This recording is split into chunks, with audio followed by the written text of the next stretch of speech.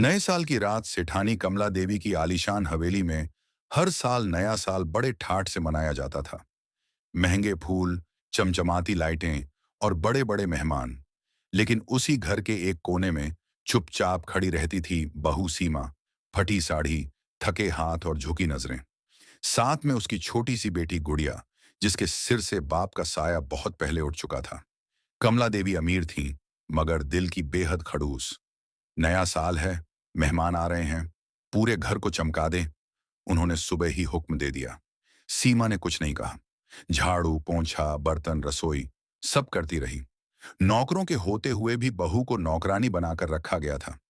गुड़िया को भी मां के साथ काम करते देखना पड़ता। गुड़िया ने डरते डरते पूछा, दादी, नया साल पर सब खुश होते हैं ना, हम क्यों नहीं?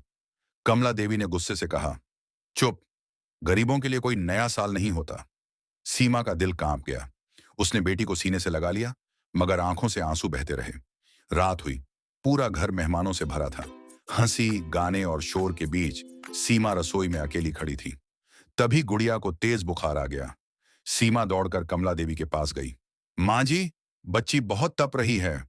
डॉक्टर, आज नया साल है, तमाशा मत कर। कमला देवी ने सबके सामने डांट दिया। सीमा अपमान से टूट गई। उसने गुड़िया को गोद में उठाया और घर से बाहर निकल पड़ी। ठंडी हवा, खाली सड़क और नया साल की रात। कोई सहारा नहीं। अचानक गुड़िया ने धीमे से कहा, अम्मा, रो मत।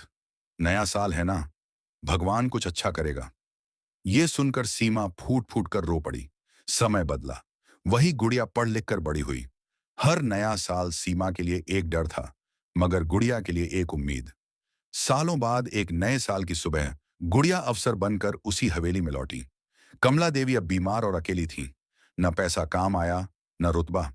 गुड़िया ने उनके पैर छुए और कहा, दादी, आज नया साल है, माफी मांगने और माफ करने का दिन। कमला देवी की आंखों से आंसू बह निकले। मैंने तुझे और तेरी मां को बहुत दुख दिया। सीमा ने हाथ जोड़कर कहा, बीता साल बीत गया। मां जी, नया साल नई शुरुआत के लिए होता है। उस दिन पहली बार उस हवेली में नया साल सच में आया, जहां नौकरानी बनी बहू को मां का दर्जा मिला और एक बच्ची के सपनों ने अंधेरे घर में रोशनी कर दी।